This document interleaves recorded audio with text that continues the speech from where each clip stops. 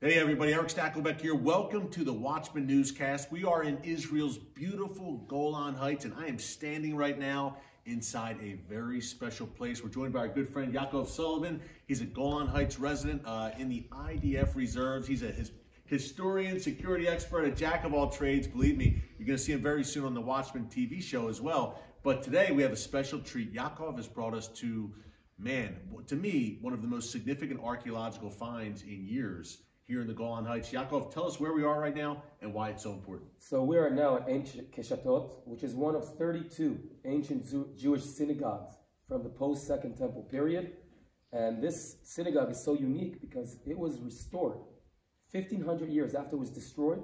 It was restored by archaeologists using cutting-edge technology. And what we see here in front of us right now is almost perfectly what it looked like 1,500 years ago.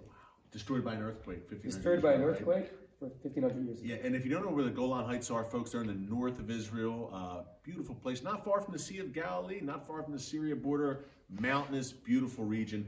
Okay, 1,500 years ago, destroyed by an earthquake. But the amazing thing, I think, Yaakov, is it was restored. Folks, all you're seeing around us right now, the pillars, the stones, this was rubble and restored in the past 20 years, right? Right. 2-3 really crazy, innovative archaeologists came here. There was just piles of stone, and they understood there's something here.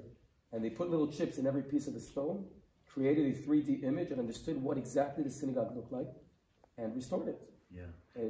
This is a national site today. It reopened, I can say, a little bit over a year ago, and thousands of people come here, Eric, every month to touch history, to feel where our forefathers were just 1,500 years ago. Yeah, Yaakov, I'm pinching myself to be standing here. And Prime Minister Netanyahu was a big fan. He's been inside the synagogue, right? Not only been inside, he was the one cutting the ribbon when the site opened. The Prime Minister's office is a co-funder, a matching donor of restoring this building. A lot of government funds went into here because the Prime Minister feels a connection to this region and specific to this place. Now, some skeptics might say, well, how do you know it's a synagogue? Yaakov, I think we see the proof behind us. Tell us what's behind us right there and why that's so pivotal to synagogues, not only 1,500 years ago, but today.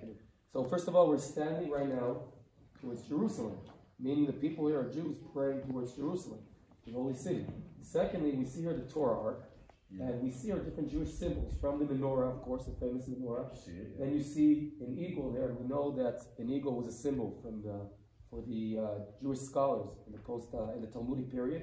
We have different elements that we understand. This is not just a nice arch.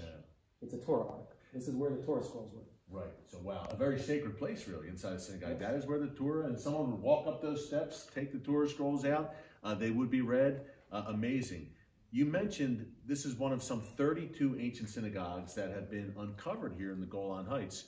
There was some controversy in years past saying, well, Israel shouldn't control the Golan Heights.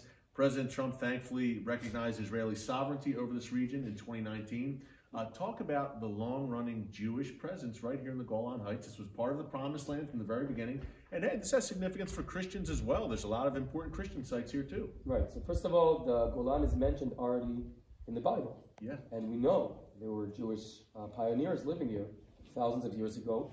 All along history we see, especially after the Second Temple was destroyed and Jews weren't allowed in Jerusalem, there were roughly 200,000 Jews living here.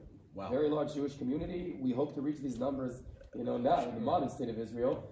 But the Golan Heights is a significant part of Israel. First of all, historically, it's part of our tradition, it's part of our heritage, an integral part of our heritage.